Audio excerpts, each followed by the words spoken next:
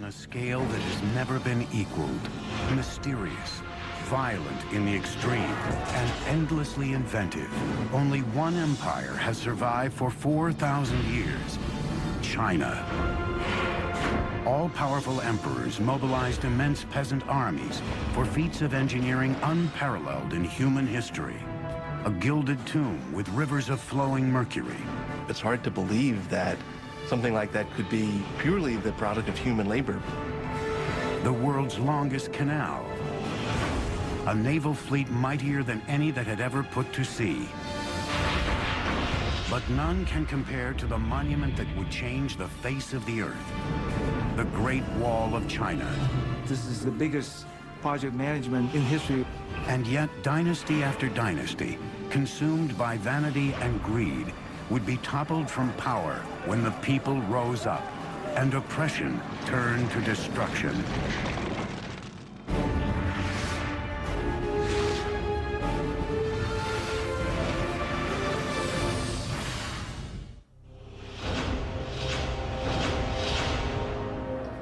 At the dawn of civilization, the Chinese were there, and they are still here. Hello, I'm Peter Weller. When the Egyptians were building their pyramids, the Chinese already had sumptuous palaces for their kings. When Rome was planning its soaring aqueduct that would bathe its citizens and quench their thirst, the Chinese were redirecting an entire river by blowing up a mountain before gunpowder and building a dam that would irrigate thousands and thousands of acres of land and launch a population explosion the world had never seen.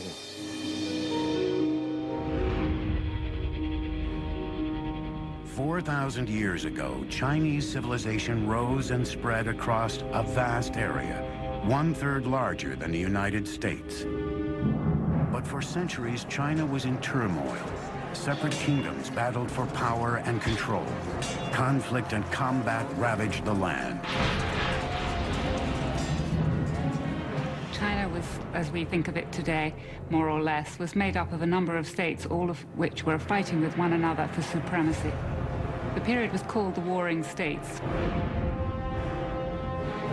By the 3rd century BC, one kingdom emerged as the most powerful and the most ruthless.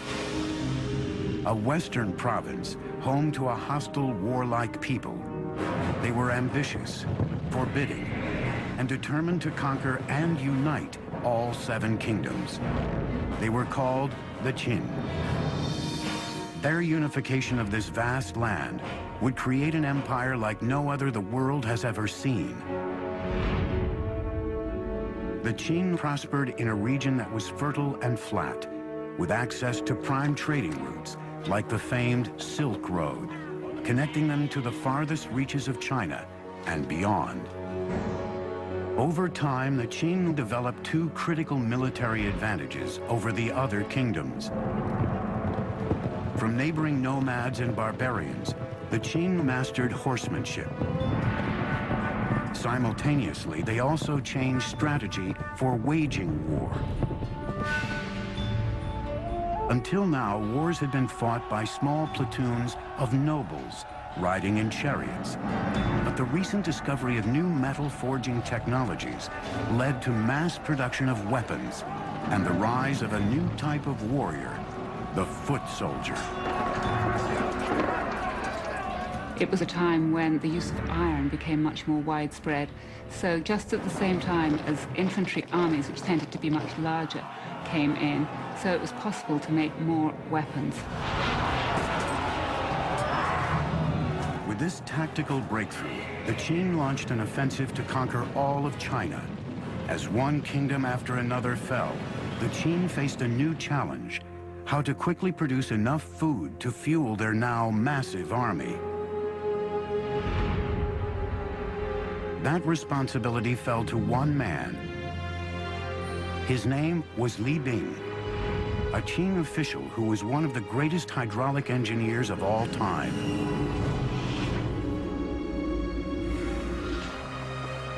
Under his guidance, Chinese builders would construct a masterpiece of engineering.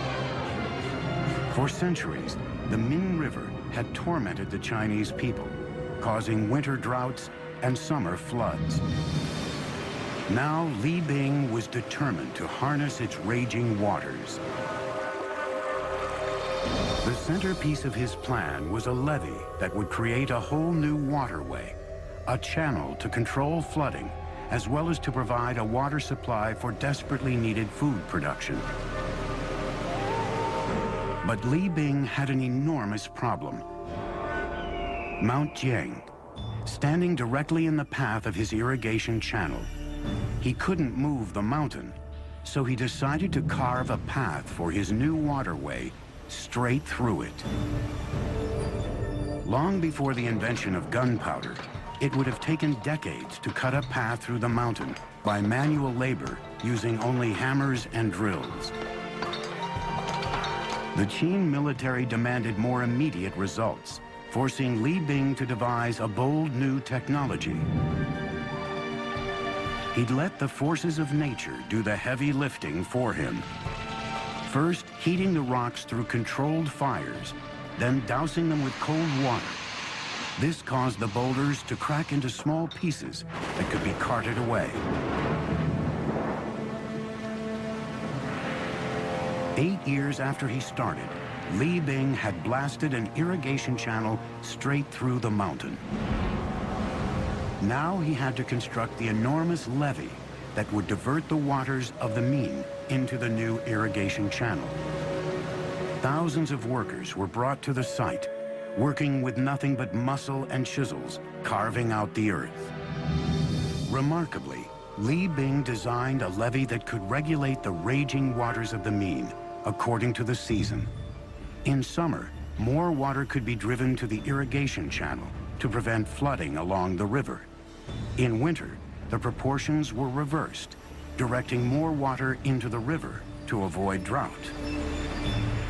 By irrigating a vast stretch of Qin territory, Li Bing's levee triggered a massive population boom, and the military had a new base to launch attacks into enemy territory.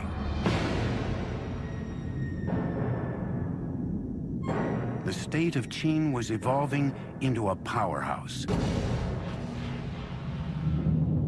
And he used the wealth created by agriculture and the power created by the military to unite all of China. In 247 BC, that job was left to the Qin's new emperor, a 13-year-old named Yingzheng. The young ruler assumed the throne with his mother acting as queen dowager. But Yingzheng came to power in a palace teeming with enemies, already plotting his demise. Knives were being sharpened. At the top of the list of those who wanted him dead was his own mother. She now had a lover and 2 new sons she wanted on the throne. At the age of 22, Yingzheng discovered her plot to have him killed. He had his mother banished and his stepbrothers and her lover killed. His authority was now absolute. With his throne secured, Yingzheng sent his armies out to finish the job of unifying all of China. Only one kingdom stood in the way. They were called the Zhou. In 238 BC, the Qin launched an epic all-out war on the Zhou in a conflict that raged doggedly on for 15 years. Finally, in 223 BC, they too raised the banner of surrender. The last great obstacle to the Qin conquest of China had been crushed. The Qin supremacy over the Zhou is they were able to organize their armies in a much more efficient way than had been done before. The Qin dream of empire was complete. China was unified and at peace. Now a true emperor, Yingzheng needed a royal name. He would come to be known throughout China and around the world simply as Shi Huangdi, the first emperor. Shi Huangdi proclaimed his dynasty would last 10,000 generations. It was during his reign that China embarked on perhaps the most spectacular construction project of all time, a wall, unlike any the world had ever seen. But the Qing would pay a heavy price for their emperor's grand ambitions, in the wrath of ruthless leaders and the blood of its own people. The Chinese invented deep drilling in the 1st century BC and were able to drill boreholes up to 4,800 feet deep.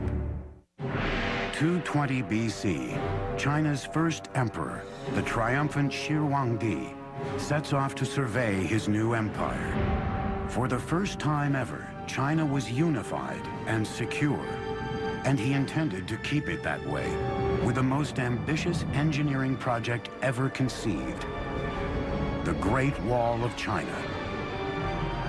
Well, the Great Wall was a linking up of walls that had existed previously. A number of states in the north of China had built walls partly to defend against one another, but more importantly, to defend their northern frontier. It remains to this day unsurpassed by modern engineering, a single impregnable barrier to seal the vast Chinese empire from the outside world, along a border that stretches for thousands of miles. This is Chongcheng. In Mandarin, it means long wall. And believe me, covering more turf than the continental United States is wide, and including all of its spurs that go off into no place, it's 6,000 miles. And man, that's long. Shi Huangdi, China's first emperor, started building it 2,000 years ago. It was worked on right up until the 17th century. But the original wall didn't look like this. It was kind of a mud brick affair, but it presented an interesting engineering challenge nonetheless, because it had to go all the way from the sea in the east to the Gobi Desert in the west, just to keep the northern nomads like the Mongols out and the Chinese people in. If it took the audacity of emperors to dream great, it took the relentless drive of the Chinese labor force to build great, but not without a price.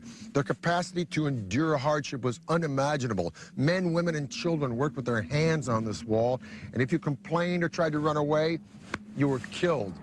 Disease was constant, injury was commonplace. Dressed only in rags, these people suffered bitter cold, bitter hunger, bitter exhaustion. Records say that at the height of production on this wall, close to 1/5 of China's entire labor force, 1 million people were working here, and 1/4 of those people died. And if you died here, usually you were buried here, in the wall, giving rise to its other nickname among some, the Long Graveyard. Millions of arms and legs and backs were broken to build the wall. There is very moving poetry, mostly written by wives and mothers, about young boys going off and working on the Great Wall Project, not having food, dying in the cold winters, and never returning home. But brute force would not be enough. Different regions had vastly different terrain and varying construction materials on hand. Wherever possible, engineers added to existing walls, but most of it was built from scratch. They devised a brilliant system utilizing one material they had in abundance. The tamped earth method is what Chinese is called a hangtu. What this means is that you build a wooden frame to enclose the wall, and you start low with, say, 2 boards parallel, and then you pour some gravel and some sticks and some clay, and then you use the end of a log to beat it and pound it until it's very, very compact. And then you put another layer in, and you keep doing that. And then you put other boards on the outside to hold it in place. And you keep going up and keep going up until you reach the height that you want. When it was dry, the frame was removed, leaving just a solid slab of tamped earth, strengthened by the willow reeds, like the steel rebar that reinforces modern concrete. The southern side, facing China, was defended by a simple parapet, while the northern side, facing the barbarians, was crenellated. There was a guard tower every 700 to 1,000 yards. A paved road ran along the top of the wall for troops and even wagons, making it an efficient communications route, especially for the soldiers stationed at each tower. But as a work of military engineering, the wall was only partially successful. wall exists to be defended. But in the long run, the wall was not very defensible. Nomads could break through it or go around it, bribe their way through it. But the Great Wall was not only designed to keep barbarians out, it was also a symbolic dividing line, locking the Chinese in. The Great Wall, in a sense, is a cultural marker as much as it is a military fortification. It's the way of the Chinese saying to the nomads, you stay out there and raise horses and sheep, and we'll stay in here and grow grain. By 210 BC, the Great Wall had stretched over 3,000 miles, leaving an indelible mark on China's harsh terrain. But resentment was swelling into a rage against Shi Huangdi. Many in his kingdom felt the colossal barrier was not worth the toll it inflicted on the Chinese people. Once again, his enemies were plotting against him. Shi Huangdi's final years were marked by what I think is reasonable to call paranoia. But as the old joke says, just because you're paranoid doesn't mean people aren't out to get you. At least 3 assassination plots came very close to succeeding. Shi Huangdi struck back by turning China into a virtual prison for its people. He ordered all historical records of his ruthless regime destroyed. Punishment for anyone who didn't comply was forced labor or even death. Some 400 people were buried alive as a lesson to those who spoke out against the regime. When the emperor's eldest son objected, even he was banished. Shi Huangdi's brilliant vision had transformed China into a great empire, but he paid the price with a descent into madness. He would now turn his obsessions and his army of forced labor to another stunning feat of construction begun years earlier. A monument to his own fear and death. In the 1040s, movable type printing was invented in China, a huge development in the history of printing. By 220 BC, Qin Emperor Shi Huangdi has united China for the first time. On the northern border, millions are toiling and dying, laying the foundation for China's signature engineering triumph. The 3,000-mile-long Great Wall. But the first emperor wasn't done.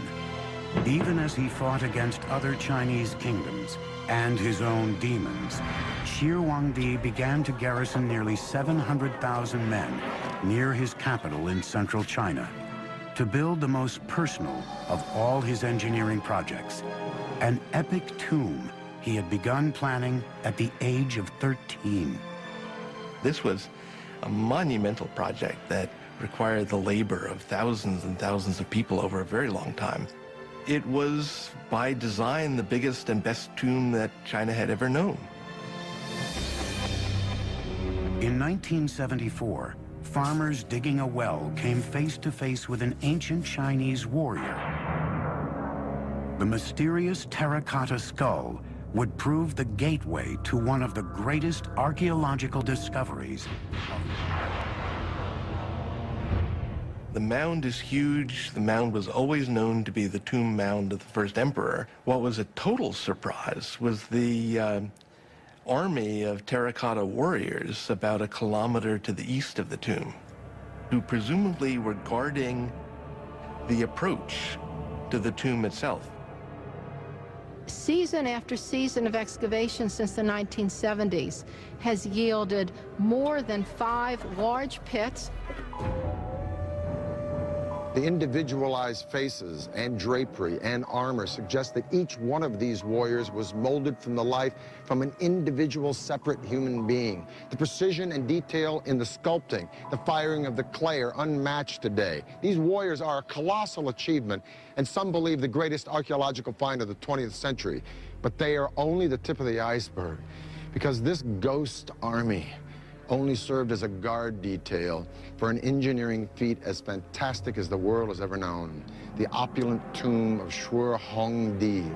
Each statue stands between 5 feet 8 inches and 6 feet 2 inches tall, giants for the time. Some weighed up to 600 pounds.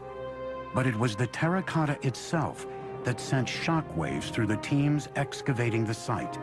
The clay had a hardness beyond anything they'd ever seen before, indicating that Shir Huangdi's artisans had developed a revolutionary new technology, blast furnace kilns that fired the statues at temperatures up to 2,000 degrees Fahrenheit. Archaeologists eventually uncovered 3 massive pits filled with the terracotta army guarding the first emperor's tomb. One pit alone contains over 6,000 life-size warriors and horses in battle formation. In a second pit, 1,300 of Shir Huangdi's elite military forces, including archers, chariots, and cavalry, were discovered. While the third pit, with 68 figures and 1 chariot, was the command center of the entire army, headquarters for the defense of Shir Huangdi's empire, even in death. The military armor is fairly specific. We can tell that the armor used was lacquered leather. We can see that people had cleats on the bottom of their boots to help them run in the mud. We can see the kinds of caps people wore and associate them with rank. 30-foot walls divided the massive complex, which stretches out for 7,000 yards, into 3 parts: the outer city, an inner city, and then the mausoleum itself. During construction of the tomb, an army of workers excavated a gigantic terraced pit measuring about 1,600 feet by 1,700 feet, equal to 580 basketball courts. When the sprawling tomb complex was complete, it was topped with a terraced mountain of earth, nearly 400 feet tall. At the time, it may have been nearly as large as the Great Pyramid of Giza in Egypt. But over 2,000 years, weather has worn down the original man-made mountain to about 250 feet. It's hard to believe that something like that could be purely the product of human labor, but it is. That mound was put there, basket full of earth after basket full of earth, to cover what we assume is an entire underground city dedicated to the afterlife of the first emperor. Shir Huangdi's tomb is definitely the expression of a guy who wanted his empire to blow away everything the world had ever known. The ceiling is said to be a night sky studded with constellations made out of pearl. The floor, an entire recreation of his empire in miniature with pavilions and pagodas by a flowing river of mercury. The king himself laid out in gold and jade in a bronze coffin floating on a pool of mercury. Now, all this is pretty fantastic and mind-blowing, but is it true? Well, scientific tests have proven mercury levels 100 times the norm around the mountain, and ground-penetrating radars detected a room inside the mountain 33 feet high. So the emperor's tomb may be all it's cranked up to be, but we're going to have to wait to find out, because the Chinese government has decided not to excavate the place until they have the technology to preserve what's inside. And even then, once they go in, it may be a very treacherous dig. There were corridors and trapdoors and booby traps that were designed to prevent tomb robbing. Now, we assume that those are no longer operable after a couple thousand years, but I'm sure whoever goes into that tomb first is going to step carefully. Shir Huangdi had boasted the Qin dynasty would last 10,000 generations, but just 3 years after his mysterious death, the vast empire collapsed. The first emperor paid a steep price for his epic engineering projects. The Great Wall and magnificent tomb bankrupted the country and ultimately broke the backs of China's peasants. Pushed to their limits, the people revolted, and China was plunged into chaos. Shir Huangdi is said to have died from ingesting mercury, which he believed to be an elixir of immortality. Shir Huangdi the first emperor of a united China, is dead. Few mourn. Many have eagerly anticipated an end to the hated and ruthless Qing dynasty. A vicious power struggle ensued for control of the empire. In a word, it was chaotic. Very quickly, after the death of Qin Shi Huangdi, things fell into civil war with various people vying for power. 206 BC, a new ruler comes to power determined to bring stability to China. His name was Liu Bang, a former soldier and cunning politician who knew how to win the hearts and minds of the people. Over the next 4 years, Liu Bang consolidated his rule and rallied the people behind him. Peace and stability returned to the empire.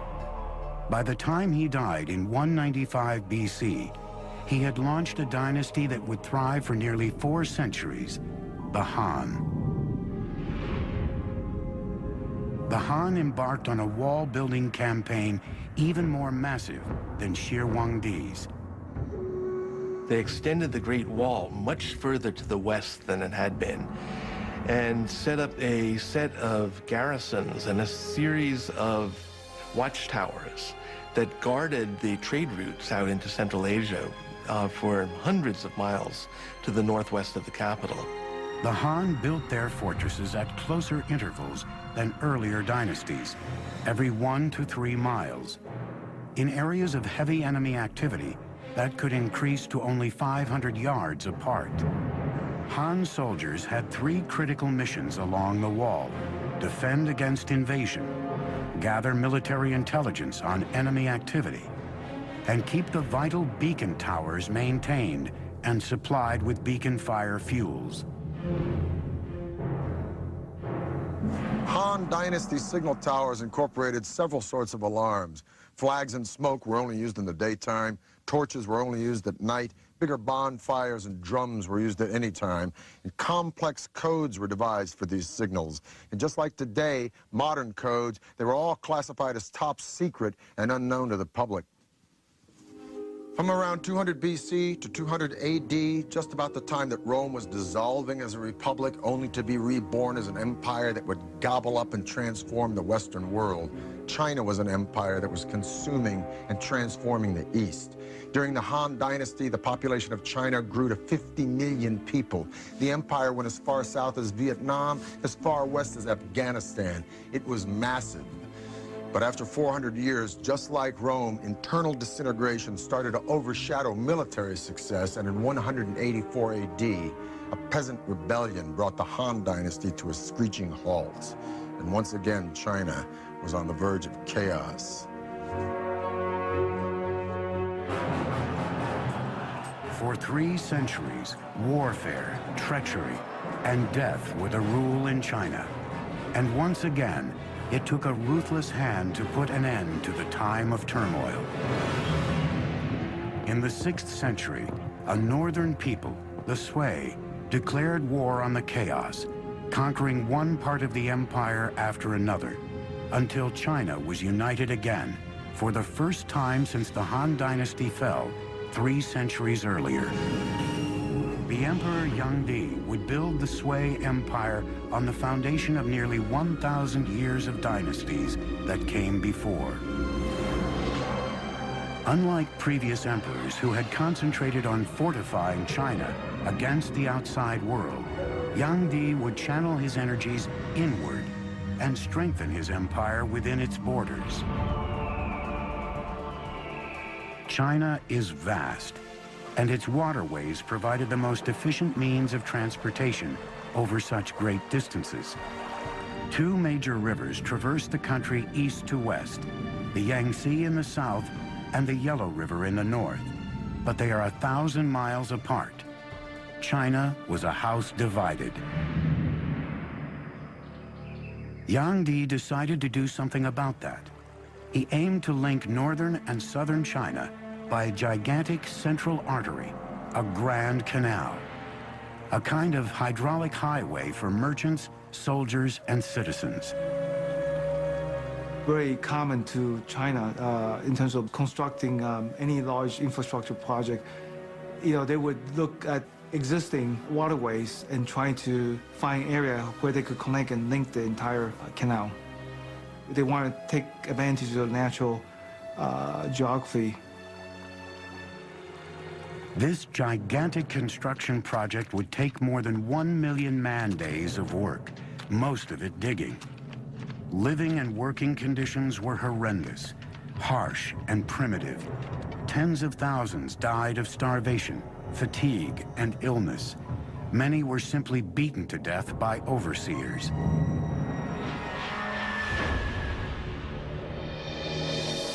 More than 24 locks were needed to create a massive network of channels. But every time you encounter a natural body of water, you need a lock to make a barrier between the canal and the lake or the river. When you go up any significant grade, you have to have locks to raise the water and the boats with it to get over any rise in the terrain. It took 5 million workers over 6 years to build the Grand Canal. When it was built, it stretched 1,200 miles, and it was the longest and most ambitious canal project that had ever been enacted on the Earth up to that time. By connecting the Yellow River with the Yangtze, the Grand Canal could now transport goods up to 45 miles a day. Major cities along the canal grew into silk, porcelain, and cotton centers. Merchants and artisans supplied manufactured goods to opening markets throughout the entire country. Economically speaking, it made interregional trade much easier, as well as providing work for a lot of people building it, maintaining it, working on it, transporting goods and people up and down it. Like the Nile in Egypt, it integrated the North and the South, strengthening the foundations of a unified empire. Well, the canal was a tremendous generator of wealth. There was opportunity for poets to travel, for painters to wander and begin painting landscapes. So it really was an engine of cultural development, not just along its own route, but with influence far beyond its own confines. With his engineering feat completed, Emperor Yangdi decided it was time for a victory tour down the Grand Canal. It was a garish spectacle, with an entourage of thousands, traveling in opulence that bordered on the obscene. Well, the emperor had beautifully appointed luxurious imperial barges that could take him down the Grand Canal. So he would spend as much as half of every year enjoying himself in the sunny south. The emperor redefined luxury, demanding exquisite foods and exorbitant tribute from every county and town along the canal.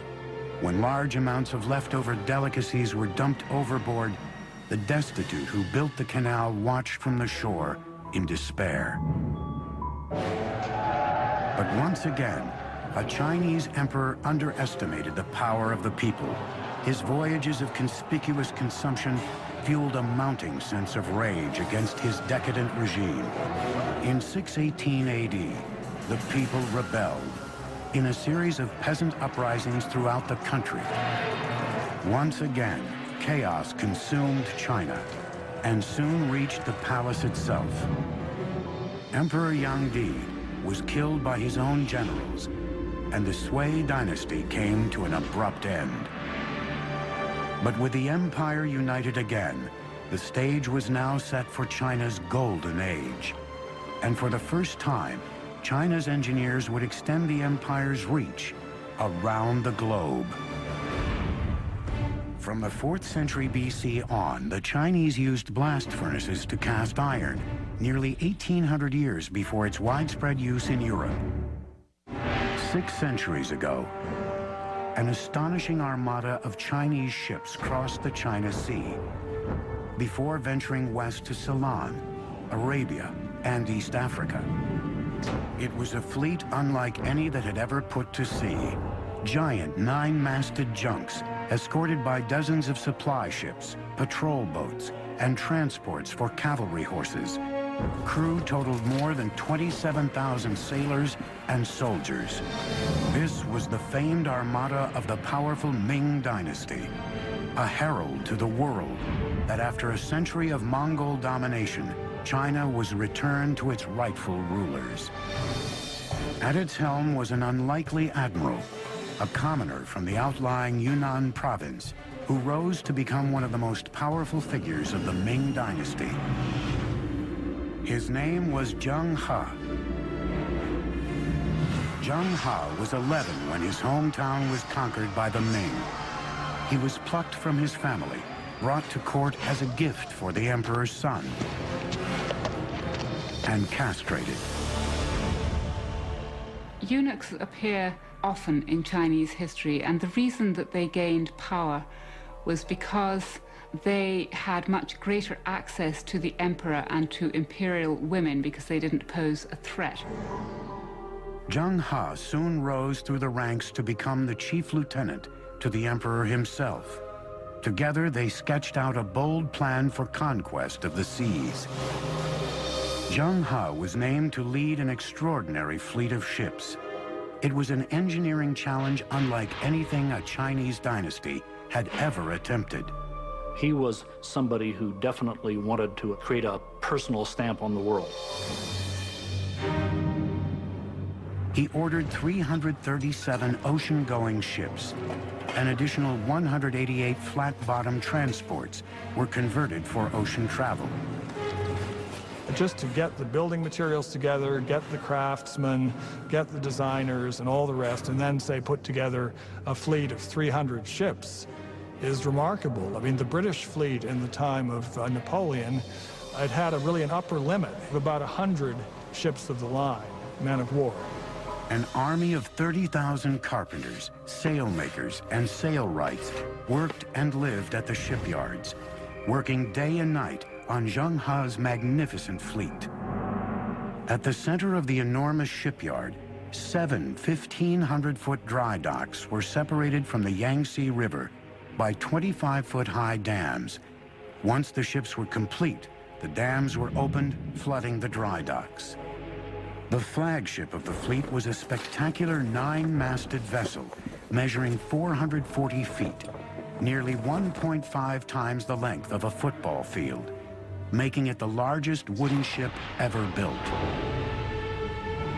Designed for stability, it had a flat bottom filled with heavy ballasts of stones and an innovative exterior rudder post that could be raised to reduce the ship's draft in shallow waters. Watertight bulwark compartments, inspired by the partition shape of bamboo stalks, stored drinking water and supplies, and kept the ship afloat if the hull was breached. The second deck had living quarters for the crew. The kitchen, mess hall, and operations were on the third, while the fourth deck was used as a high fighting platform. Fully rigged, the flagships had 9 staggered masts and 12 square sails of red silk soaring skyward. Other ships were armed with as many as 24 bronze cannons, capable of firing up to 900 feet.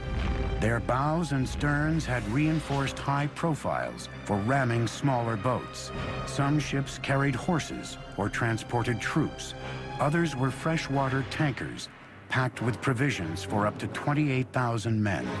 We're talking about a really, really big fleet. It had as many soldiers and sailors on it as the Spanish Armada of 1588.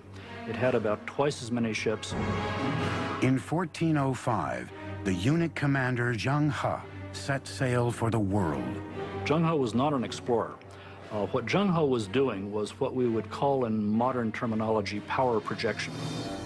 During his 28-year naval career, Admiral Zhou visited 37 countries, traveled around the tip of Africa into the Atlantic Ocean, and commanded a single fleet whose numbers surpassed the fleets of all Europe combined. Zhou's voyages established China as a superpower on the world's oceans. But in 1433, China's age of exploration came to a crashing halt. Zhou suddenly died during a stopover in India, and the fleet was recalled to China. A new emperor was on the throne. In one stunning command, he would change the course of Chinese history. Despite China's total domination as a naval power, Zheng He's magnificent fleet was to be burned to the ground. It would be one of the great turning points in Chinese history. China was poised to seize control of the seas and colonize the world years before the Portuguese, Spanish, Dutch, and British. Under the new emperor, all ocean-going vessels were destroyed. Even records of Zheng He's expeditions were torched. China's age of exploration was over. The open door slammed shut. The ships were gone, and the promise of international power and conquest was dead. The reason for the emperor's decision remains a mystery to this day. 1449, 16 years after the empire turned inward again, China's age-old enemy returned. Mongol forces mounted a massive attack. Like great dynasties before them, the Ming returned to the wall for protection. The result would be the most monumental feat of the entire Chinese empire. A complex re-engineering of the Great Wall into the colossal structure we know today. Earlier walls had been primarily made of stamped earth. The Ming walls were faced with brick and stone. They were much more solid, and those are the ones that we can still see parts of today. A crude mortar of sticky rice and burnt lime created a seal between bricks that rivaled modern cement in strength. Construction of military fortifications on the Great Wall reached its peak under the Ming. Double walls were added in military zones, along with strongholds, passes, and other reinforcements. Watchtowers of various shapes and sizes served as shelters or simply as signal stations along the wall. Shelter towers were built large enough to store food and arms and serve as the living quarters for soldiers. A staircase from the interior led up to the top of the tower, with small holes on each side of the wall for lookouts. The overall defenses were enhanced with a variety of features, including artillery. The Chinese have a clear superiority over the Mongols in gunpowder weapons. And as long as the Ming Dynasty could maintain a cohesive enough army along the Great Wall, they were capable of resisting individual Mongol attacks. By the end of the Ming Dynasty, over 6,000 miles of wall, including its many loops and digressions, sprawled across northern China. For a century and a half, the wall stood firm, but by 1600, the dynasty behind it was crumbling, and a foreign tribe known as the Manchu were gathering strength on China's northern border. On May 26, 1644, Beijing finally fell to Manchu forces. It would take the Chinese more than 250 years to overthrow the invaders from the north. But when they did, a new Chinese kingdom emerged, like none before it, Communist China. Nothing symbolizes the enduring power and imagination of the Chinese more than this Great Wall. Of all of the civilizations that have reached the glorious heights of empire, only one has avoided the inevitable oblivion that follows. Emperors come and go, but for thousands and thousands of years, from the dedication and vision and resilience and brilliance of these remarkable people, they have pushed their civilization to triumph again and again and again, where others have simply morphed or dissolved or just faded away. At the dawn of humanity, the Chinese were here, and they are still here, and they ain't finished yet.